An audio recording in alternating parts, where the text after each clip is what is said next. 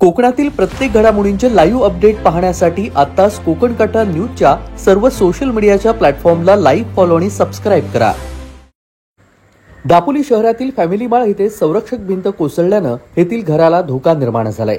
दापोलीत सध्या मुसळधार पाऊस पडत असल्यानं पावसामुळे दापोली शहरातील फॅमिली माळ परिसरात संरक्षक भिंत कोसळल्याची घटना गुरुवारी सायंकाळी घडली। या घटनेमुळे मकबूल कासम कोंडविलकर यांच्या घराला धोका निर्माण झालाय। सुदैवाने या घटनेमध्ये कोणालाही दुखापत झालेली नाही। फॅमिली माळ परिसरात दरड कोसळण्याच्या घटना सध्या वारंवार घडू लागल्यात, मात्र याकडे प्रशासनाने अद्याप लक्ष दिलेले नाही अशी स्थानिकांची सध्या तक्रार आहे। यामध्येच गुरुवारी सायंकाळी 6 वाजण्याच्या सुमारास येथील संरक्षक भिंतीचा काही भाग कोसळला।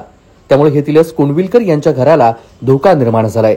त्यामुळे त्यांनी स्थलांतर करण्याची तयारी दाखवली असून तातडीने मदत मिळावी अशी मागणी दापोली प्रशासनाकडे केली। 5:30 बजे हम घर में थे, घर से बाहर निकलने वाले थे कि इतने में आवाज़ आया पत्थर का। इसलिए मैं आगे चला गया, भाग गया मैं, और उसी वक्त ये घटना हुई 5:30 बजे।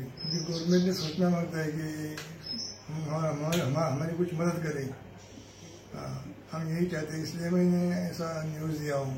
स्थानिक नागरिकांनी घटनास्थळी भेट देऊन प्रशासनाने तत्काळ बचाव आणि प्रतिबंधात्मक उपाययोजना कराव्यात अशी मागणी सध्या या इथल्या कुटुंबांनी केली आहे। आपत्ती व्यवस्थापन पथकाने या ठिकाणी भेट देऊन उपाययोजना करण्याची मागणी सध्या कोंडविलकर कुटुंबाने केली आहे। सलीम रखांगे, कोकण कट्टा न्यूज, दापोली, रत्नागिरी।